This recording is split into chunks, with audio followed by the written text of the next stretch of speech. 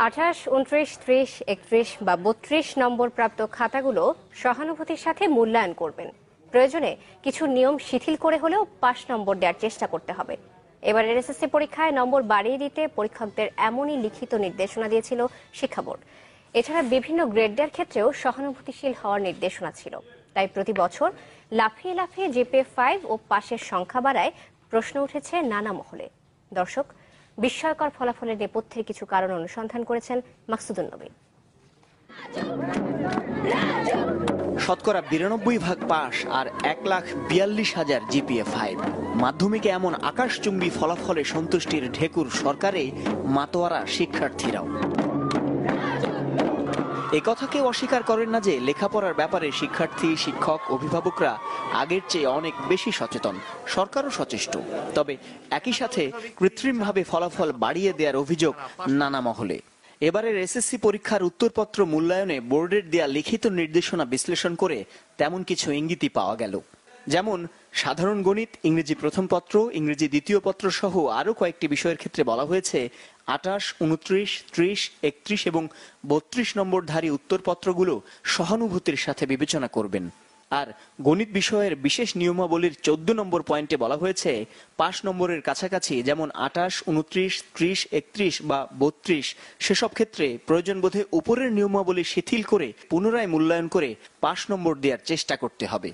অন্যদিকে যেসব বিষয়ের পূর্ণমান 60 সেগুলোর পাস নম্বরের ক্ষেত্রে বলা হয়েছে 17 থেকে 19 নম্বর প্রাপ্ত উত্তরপত্রটি 20 নম্বরে উন্নীত করতে বিশেষভাবে চেষ্টা করবেন।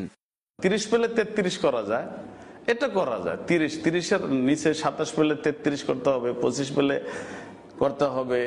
এটা একটা হিডেন একটা চাপ থাকে। আগের মতো আমরা হার্ড খাতা, কঠিন বা বেশিরভাগই অকৃতকার্য হয়, তাইলে এই বিষয়গুলি সবসময় বোর্ড থেকে আমাদেরকে সবসময় করা হয় যে এগুলি এই পাশের হারটা যেন আরও বাড়ানো হয়।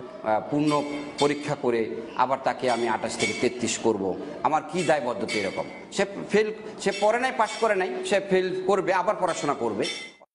আবার বিভিন্ন গ্রেড পয়েন্টের কাছাকাছি যেমন 39, 49, 59, 69, 79 এই নম্বরধারী খাতাগুলো সহানুভূতির সাথে বিবেচনা করতেও বলা হয়েছে। পরীক্ষকরা বলছেন পাস নম্বর ও লেটার গ্রেড দেওয়ার ক্ষেত্রে সহানুভূতিশীল হওয়ার ব্যাপারে কম বেশি লিখিত নির্দেশনা ছিল অতীতেও, তবে সাম্প্রতিক বছরগুলোতে তা অনেক বেশি কড়াকড়ি ভাবে। যদি 40-এর মধ্যে 32 পায় তাহলে সে A+ পাচ্ছে। এখন সে যদি 29 পায়, ওই 29 নাম্বারে তো তার কোনো গ্রেড হচ্ছে না, তাকে ওই 32 নিয়ে আসতে হবে। 3 যোগ করে হোক, যেভাবে নাম্বার বাড়িয়ে দিয়ে 32 করতে হবে। সেইভাবে পাশের সংখ্যা বেড়ে যাচ্ছে এবং A+ এর সংখ্যাও বেড়ে যাচ্ছে। তাছাড়া যদি আমরা এর ব্যতিক্রম ঘটাই তাহলে বোর্ডের কাছে আমাদের জবাবদিহি করতে হবে।